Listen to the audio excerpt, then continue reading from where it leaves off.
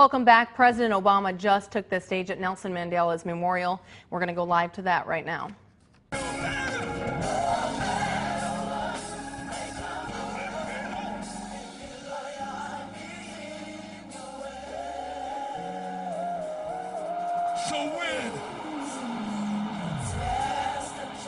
when you're testing triumphs, they seem to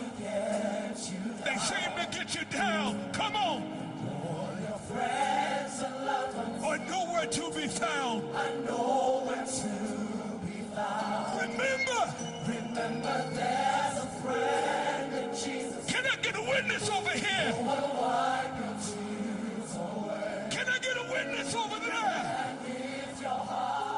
Can I get a witness back up there? Just lift your hands and say, oh, because he keeps on over. Come on! Come on! Come on!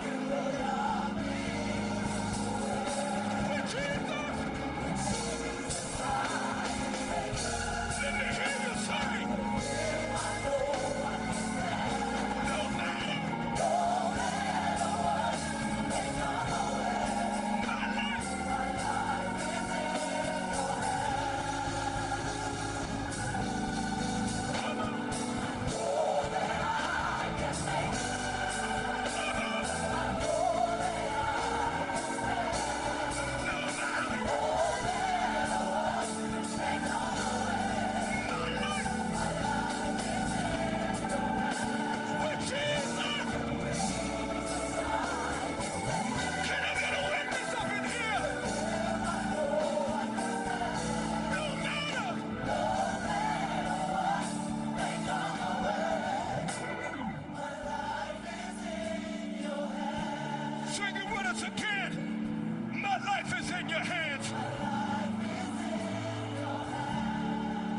Johannesburg, my life is in your hands.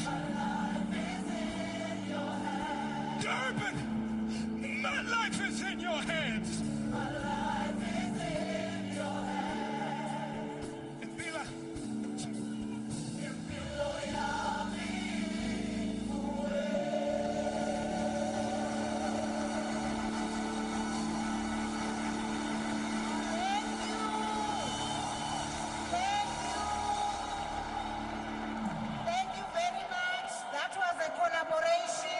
between joyous celebration and Kirk Franklin from the United States. We would now like to welcome to the stage and to the podium and ask him to address us, and that is our very son of the African soil, President Barack Obama.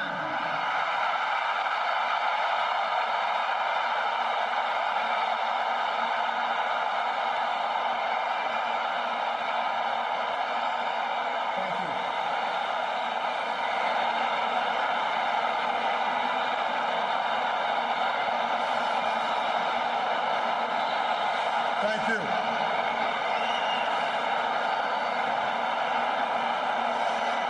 Thank you so much.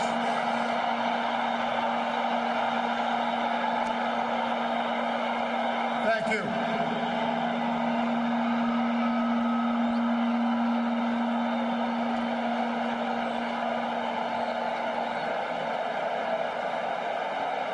To Graça Machel and the Mandela family, to President Zuma and members of the government, to heads of states and government, past and present, distinguished guests,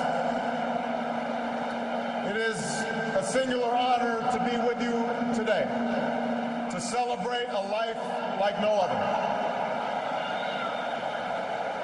To the people of South Africa,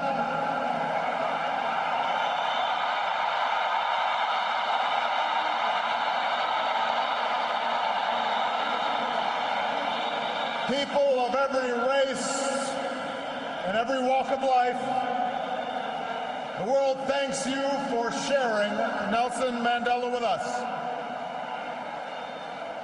His struggle was your struggle. His triumph was your triumph.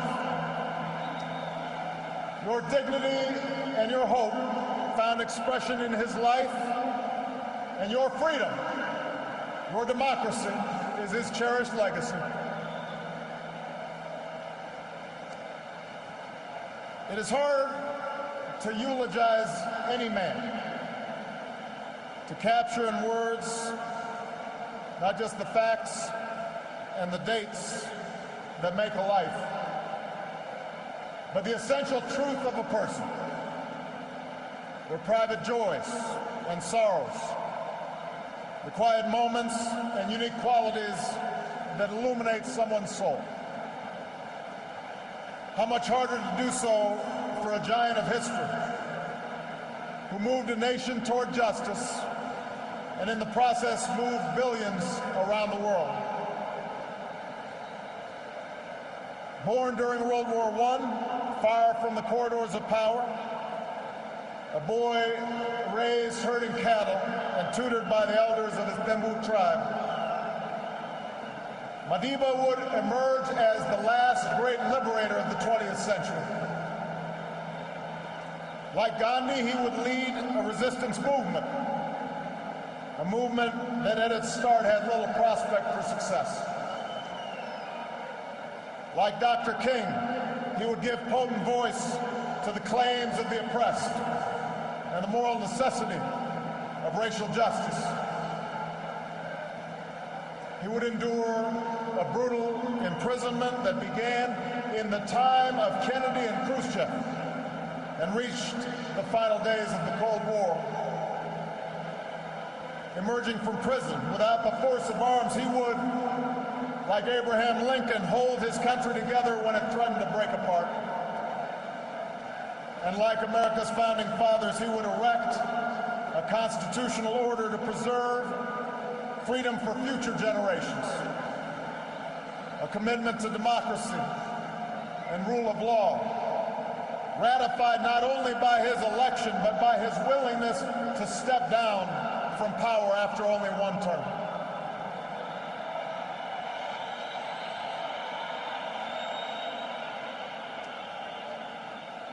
Given the sweep of his life, the scope of his accomplishments, the adoration that he so rightly earned, it's tempting, I think, to remember Nelson Mandela as an icon, smiling and serene, detached from the tawdry affairs of lesser men. But Madiba himself strongly resisted such a lifeless portrait.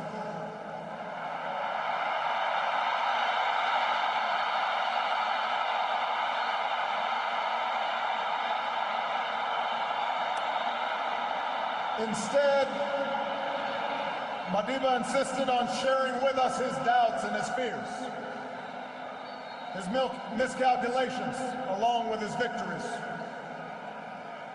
I am not a saint, he said, unless you think of a saint as a sinner who keeps on trying. And it was precisely because he could admit to imperfection, because he could be so full of good humor, even mischief, despite the heavy burdens that he carried, that we loved him so. He was not a bust made of marble.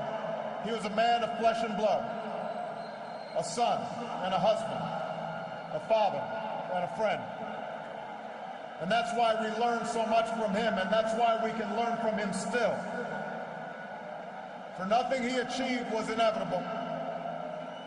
In the arc of his life, we see a man who earned his place in history through struggle and shrewdness and persistence and faith.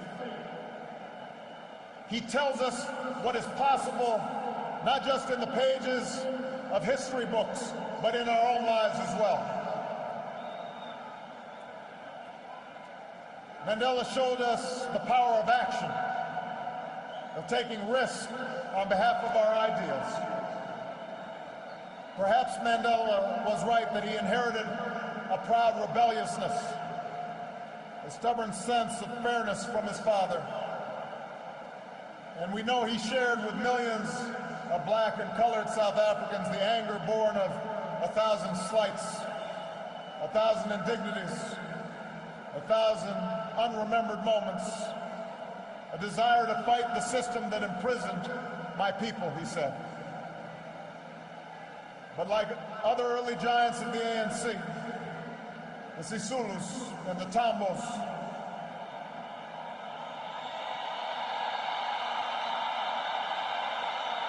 Madiba disciplined his anger and channeled his desire to fight into organization and platforms and strategies for action, so men and women could stand up for their God-given dignity.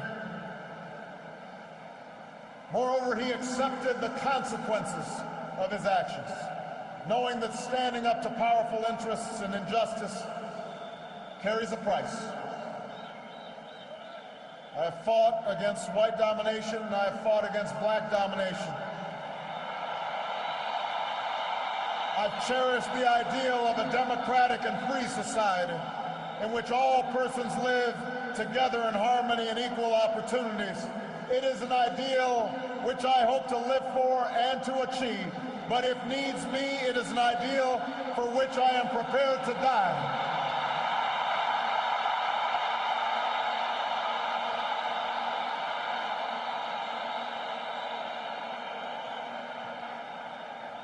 Mandela taught us the power of action, but he also taught us the power of ideas, the importance of reason and arguments, the need to study not only those who you agree with, but also those who you don't agree with. He understood that ideas cannot be contained by prison walls or extinguished by a sniper's bullet. He turned his trial into an indictment of apartheid because of his eloquence and his passion, but also because of his training as an advocate. He used decades of prison to sharpen his arguments, but also to spread his thirst for knowledge to others in the movement. And he learned the language and the customs of his oppressors so that one day he might better convey to them how their own freedom depends upon his.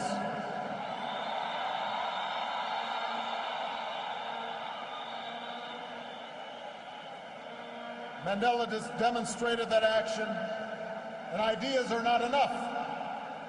No matter how right, they must also be chiseled into law and institutions.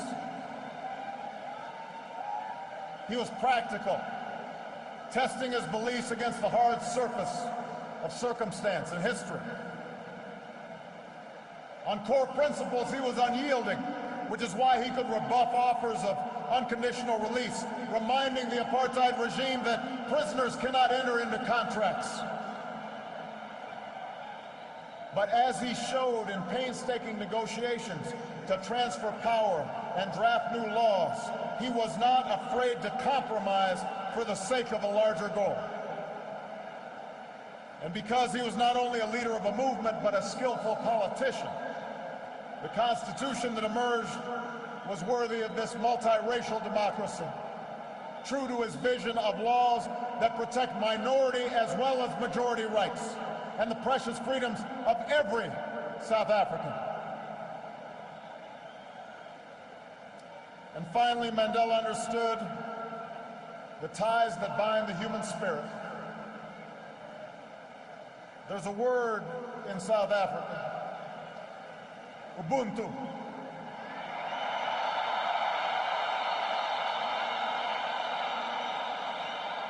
A word that captures Mandela's greatest gift.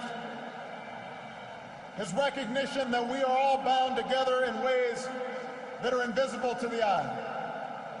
That there's a oneness to humanity. That we achieve ourselves by sharing ourselves with others and caring for those around us. We can never know how much of this sense was innate in him or how much was shaped in a dark and solitary cell. But we remember the gestures, large and small, introducing his jailers as honored guests at his inauguration, taking a pitch in a Springbok uniform, turning his family's heartbreak into a... You're watching President Obama speak at Nelson Mandela's memorial service. We'll have more on the Today Show. We'll be right back with a look at your forecast next. He not only embodied